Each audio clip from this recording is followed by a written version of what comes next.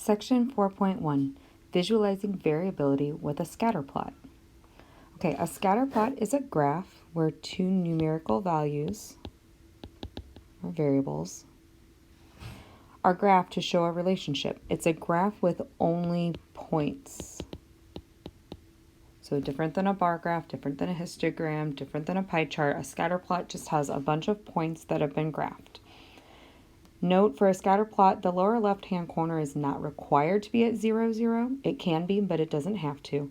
A lot of times we want to zoom in on the data and not show a bunch of empty space. So if there is no data for quite a while in the graph, a lot of times they won't show that bottom left corner. They'll kind of just zoom in to see the more interesting part of the graph. Now, when we were examining histograms, we looked for center, shape, and spread. But when studying scatter plots, we look for trend, strength, and shape. Okay, your trend is your general tendency of scatter plots as you scan from left to right. What is going on with the points in general? So again, this is in general as you look from left to right. So your two different trends are going to be a positive association. So are your points generally trending upward? Again, it doesn't have to be perfect, but it could look something like this. In general, those points are trending upward. And then you could have a negative association where in general, your points are trending downward. Something like that. Strong associations will have a small amount of scatter in the scatter plot. That is, the points have a small amount of spread in the vertical direction. Whereas weak associations will have a large amount of scatter. The points would have a large amount of spread in the vertical direction. So there's your strength characteristics. So trend would be either positive or negative. And then strength would be either strong or weak. Now, as far as shape goes, the simplest shape for a trend is linear, and those are going to be the ones that we're interested. Linear trends increase or decrease at the same rate. The trend can be summarized by a straight line, and these are common in nature. For now, for us, in this class, any shape that does not look linear, we will just categorize it as nonlinear and move on. When you're writing your descriptions of associations, because you've got to do that communication part where you're going to describe these and communicate these to someone else, you want to make sure you mention all three of those things. You want to talk about the trend, you want to talk about the strength, and you want to talk about the shape, all three of those. And most importantly, you want to explain what they mean in context of the data that you're talking about. Definitely mention any observations that do not fit that general trend. And use the word tend. It's always on the safe side to use the word tend because, again, these are just in general the tendencies that are happening. It doesn't mean that it happens all the time in every situation. Okay, so what we're going to do is describe each of these scatter plots using strength, trend, and shape, and then we're going to write a sentence in context using that word tends. Okay, part A here, we've got this scatter plot right here. It is age in years and the miles that are on a car. So what I would say is I would look at these points, and it's definitely not perfect, but I would say in general, these points are trending upward. This would be a positive association. And I would say it's somewhat weak though. I've got quite a bit of verticals. I've got quite a bit of scatter going on with these points. So I would call this one a weak, positive, linear trend. I do feel like I could summarize this in general. Again, I could summarize what's happening here with a line. So there I've described it using the three characteristics, and now I want to say what this means in context of the problem. So I might say something like, as the age of a car increases, the mileage also tends to increase. This clearly isn't always true. Some of the older cars have very low mileage. These are probably classic cars, not your like daily drivers. But in general, this is what's happening. So that's why that word tends is so important. Okay, the second graph here is literacy rate of a country and total births per woman. So what I'm seeing here is actually as the literacy rate is going up, the births are actually going down. This one is a negative trend.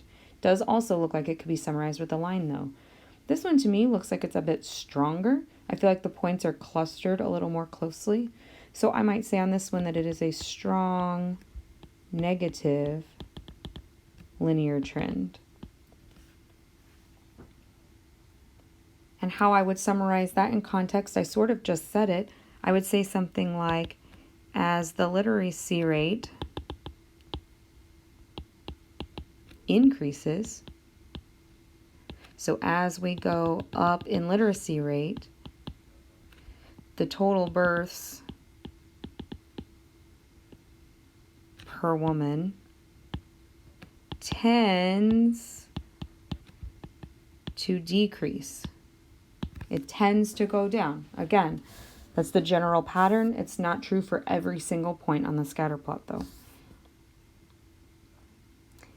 Out of those two scatter plots, which one has the stronger association? And in which case could you make better predictions on the data that's presented? Well, I think we've already said that because we categorized the first one as being fairly weak. So definitely we would say B is stronger because the points are more closely clustered together.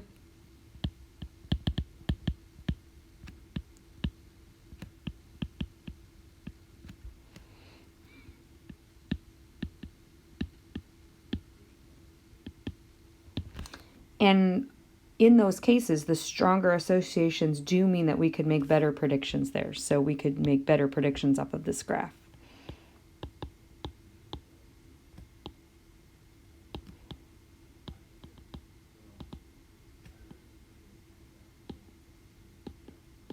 So I'd say we could make better predictions from that data.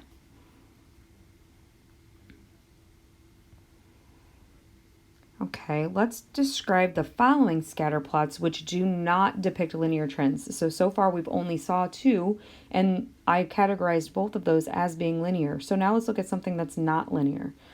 So this one, part A on this one, I could not personally make a choice about, is this generally going up or is it generally going down? It looks like it's just complete random scatter of points. I don't see any trend or association here. I don't see any relationship between its age in years and finishing times of a marathon. So here I might say something like, there is no linear trend between these.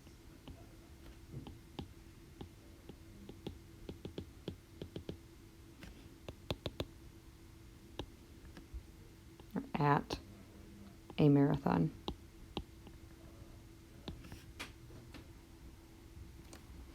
For B, it's definitely not linear. This could not be summarized by one straight line. It actually seems like it is decreasing over here and then increasing over here. So there's not a single line that could summarize what's going on here, but I do feel like they are related in some way. X and Y are related in some predictable way.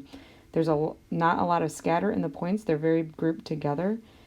And this looks like it could be summarized by a different shape.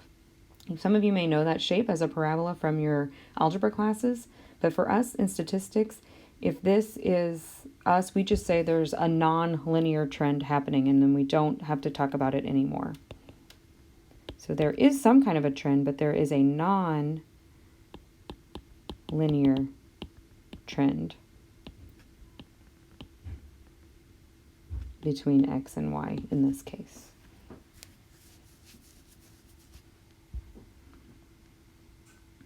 Okay, let's do one last example. We want to write a description of the following association between height and weight of some statistics students. So we've got height across on the X, weight up here. I do think this could be summarized as a line in general. I think I could draw a prediction line up through this. So I do think it's linear. I do think it's also positive. And I guess the hardest one to say is whether you think it's strong or weak. I think this one is pretty strong personally. There's not a lot of vertical scatter in the points. They're pretty close together, except maybe these couple up here. Okay, so if I want to write a summarizing sentence, what I would say is as height increases, weight also tends to increase. Now, we would be missing something if we did not talk about this point right down here.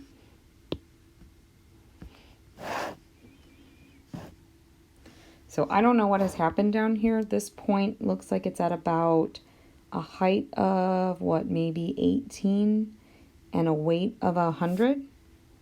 So 18 inches and 100 pounds.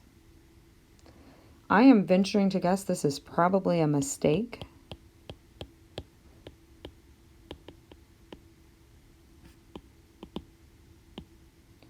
Either that student made a error when they reported their height, or there was some sort of entry error probably into the computer when typing all of these data points in.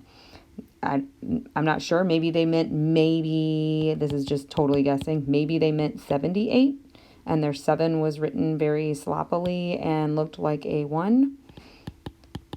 Not sure. So probably what I would do with something like this is, because it's so far out, if I can't figure out what happened, if I can't go back and figure out what it should be, I might end up tossing that point out before I do any further investigation.